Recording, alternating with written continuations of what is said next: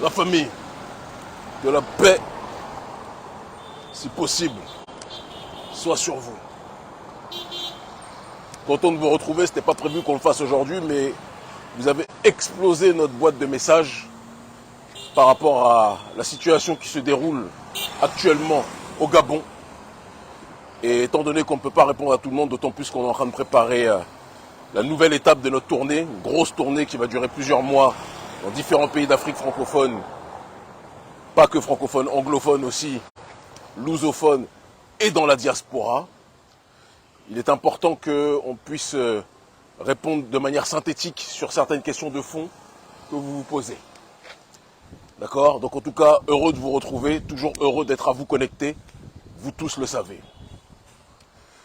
On a tous, hier, festoyé, pour diverses raisons, mais des raisons qui à mon sens étaient toutes des plus légitimes. En ce qui concerne la mise aux arrêts de Ali Bongo, qui avait objectivement plus sa place en soins intensifs qu'à la tête d'un pays aussi riche en ressources minières, mais aussi pauvre d'ailleurs sur le terrain social, en ce qui concerne le PIB par tête, disons les choses telles qu'elles sont, qu'est le Gabon. On a tous festoyé parce qu'à chaque fois qu'on voyait Ali se balader, on était honteux. Moi je ne me sens pas gabonais, je me sens africain. Et donc, partout où notre peuple est, je me suis retrouvé, je me sens concerné. D'accord? Je vais au-delà des frontières qui sont évoquées. Et donc quand Ali Bongo, on le voit quelque part et qu'il se ridiculise, je me sens en tant qu'homme noir et en tant qu'Africain ridiculisé. Je suis solidaire du pays gabonais. Je suis solidaire de tous les pays d'Afrique noire. Je suis solidaire du monde noir dans sa globalité. Et c'est aussi ça, quelque part, notre responsabilité. Ça va mon frère, ça va bien? Et donc, par rapport à cette situation-là, le fait de voir Ali aux arrêts nous a réjouis.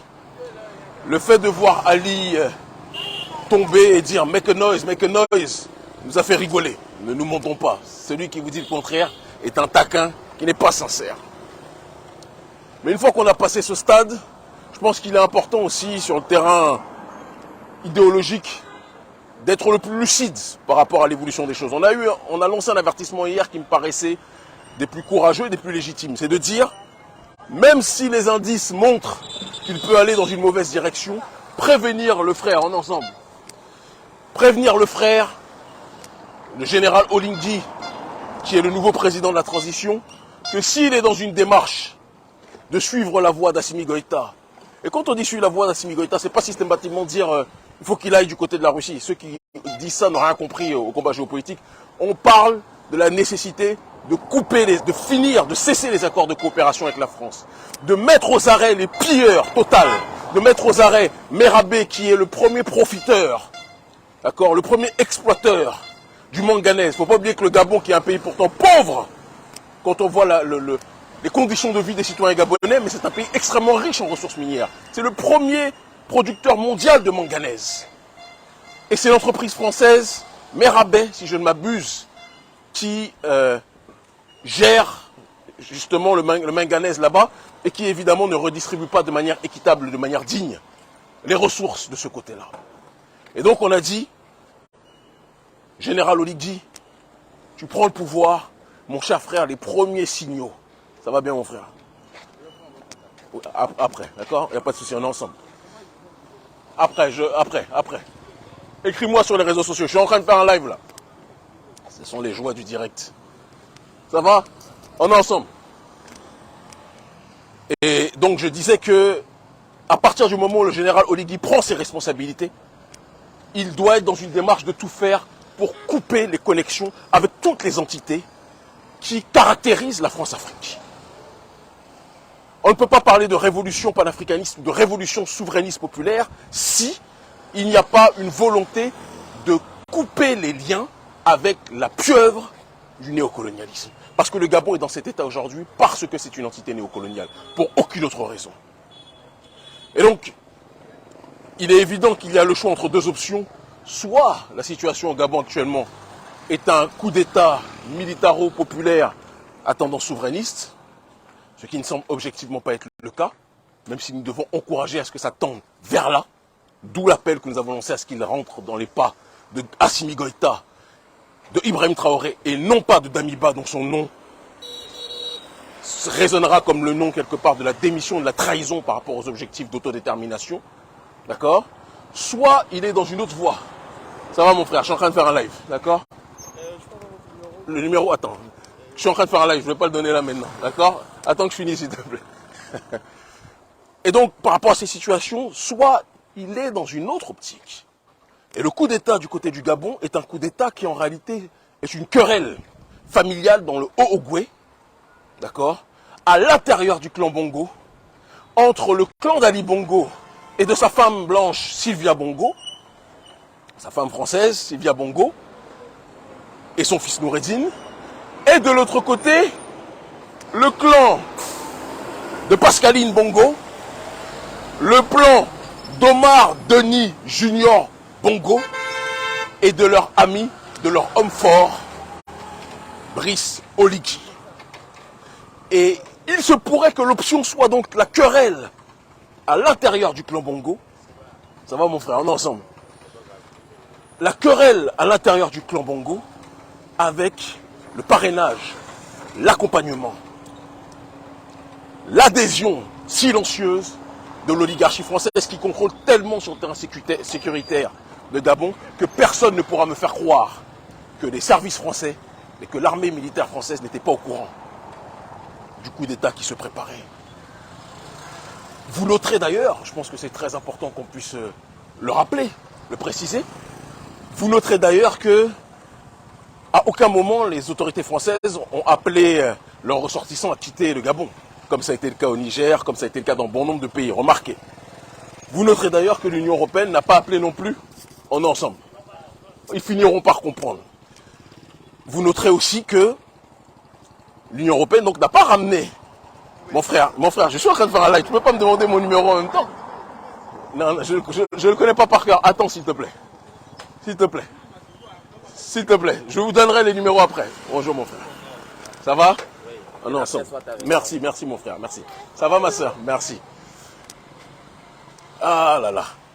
Parfois, j'aimerais être comme les dirigeants corrompus que le peuple n'aime pas, comme ça on ne nous salue pas. Je rigole.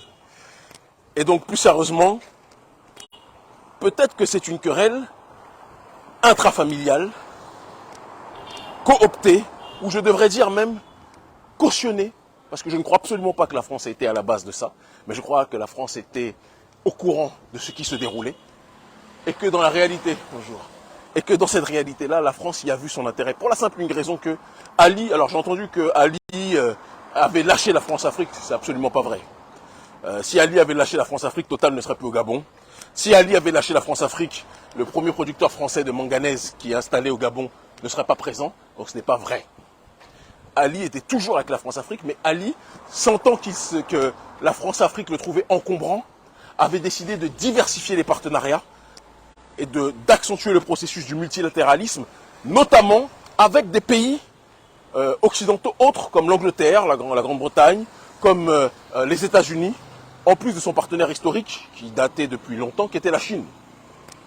D'ailleurs, le fils d'Ali, Noureddine, était très proche en ce qui le concerne de la Grande-Bretagne. Il était dans la finance là-bas. C'est peut-être là-bas aussi qu'il a engendré et accéléré son processus de trafic de drogue. Elle est belle, la famille. Et donc, soit on est dans un coup d'État intrafamilial, dans le Haut-Ogooué, validé, préservé, protégé par la France-Afrique, pas engendré, mais validé. La nuance est de taille, parce que toujours dire que c'est le blanc qui est derrière, moi à un moment donné j'ai du mal aussi. Je pense que c'était un problème interne à la famille. Il faut savoir que le Brice Oligui, qui est un ponte, qui est quelqu'un qui est extrêmement riche, quelqu'un qui, d'après les échos qu'on a pris beaucoup d'argent. Je vous dis, d'après les échos qu'on a pris beaucoup d'argent. Ça va ou pas? Ça va bien? La santé, ça va? Ça va. On est ensemble. Et merci, merci.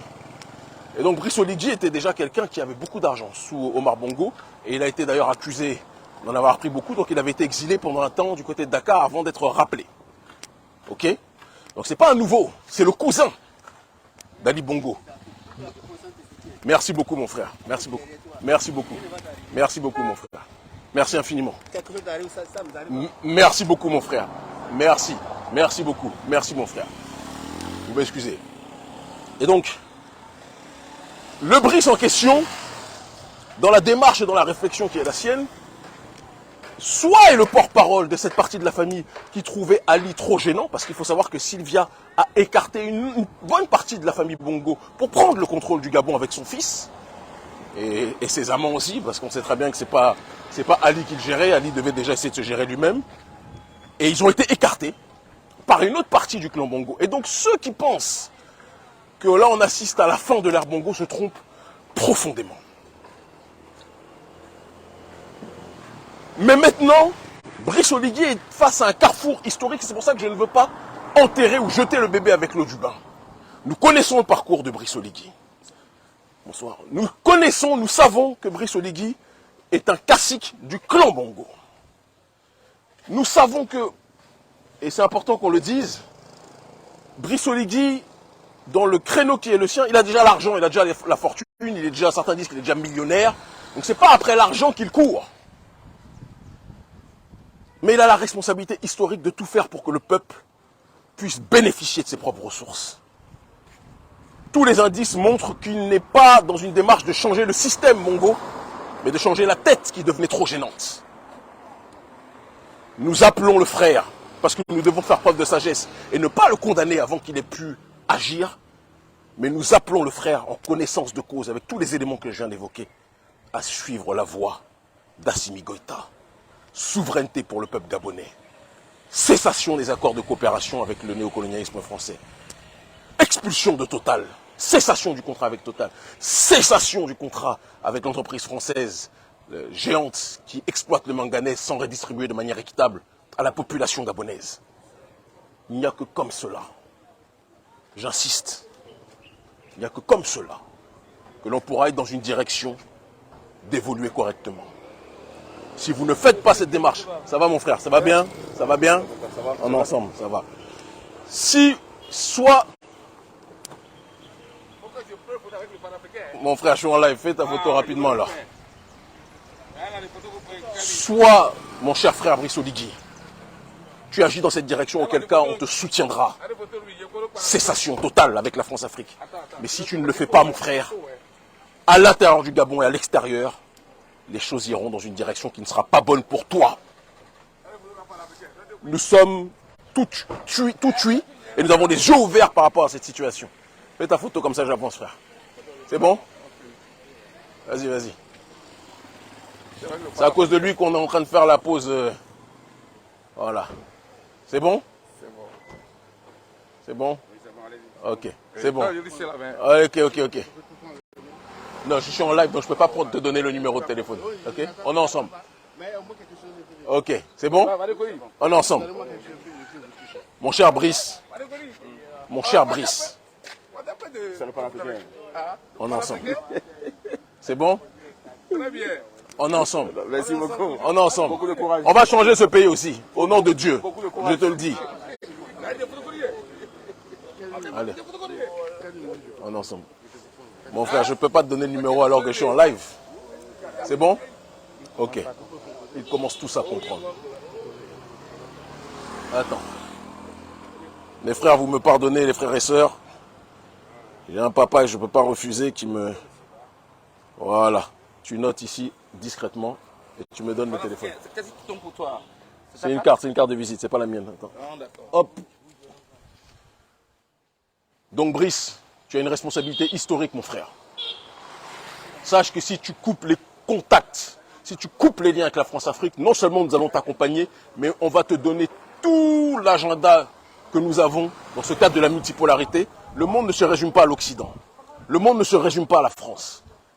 Il y a bien d'autres contacts qui peuvent être effectués et avec lesquels on peut avancer. Nous revenons d'Afrique du Sud. Nous avons vu un certain nombre de pays qui sont potentiellement des puissances partenaires et qui ne seront pas dans une démarche de nous piller. C'est bon? On reste connecté, papa. Merci beaucoup, merci. Et donc il faut méditer sur cette question-là. Il faut méditer sur cette situation-là. Mais ne reste pas incarcéré dans les mains et dans les bras et dans les chaînes de la France. Je vous demande à chacun de méditer sur cette situation. Je demande au frère Brice Oligui de comprendre que nous sommes tous au courant de son parcours. Avec Internet aujourd'hui, on n'ignore rien du tout. On le connaît tous par cœur, son parcours. Mais malgré tout, on ne le crucifie pas encore. On veut le pousser. Il faut qu'il se rappelle comment Damiba a fini. Damiba, on a fait la même chose. On lui a tendu la main comme on l'a fait avec tout le monde. Certains ont saisi cette main, d'autres ne l'ont pas saisie. Mais je le redis, mon cher frère Brice, si tu ne romps pas les accords de colonisation qu'ils appellent de manière impropre accords de coopération, tu risques d'avoir une présidence de transition qui sera difficile. C'est important qu'on vous le dise. C'est important qu'on vous le dise. Et enfin, je terminerai, parce que je ne peux pas finir cette allocution, cette mini-allocution, sans lancer un avertissement à tous les dirigeants africains qui pillent leur peuple, tous les dirigeants africains qui asphyxient la démocratie, tous les dirigeants africains qui tuent la liberté d'expression, tous les dirigeants africains qui pillent la justice sociale, qu'ils sachent que leurs jours sont comptés. Je n'ai pas besoin de tous vous citer, vous êtes trop nombreux. Mais dans toute l'Afrique francophone, les coups d'État vont venir vous visiter. Je vous le répète, les coups d'État vont venir vous visiter si vous continuez de maltraiter votre population. Ils commencent tous à comprendre. Brice Oligui, reste connecté. Mon cher frère Brice, sois avisé. Mon cher frère Brice, l'Afrique du XXIe siècle n'est pas l'Afrique des temps précédents, des temps durant la colonisation. Nous sommes une génération décolonisée et hyper connectée. Personne ne va nous entuber. C'est important qu'on puisse le préciser.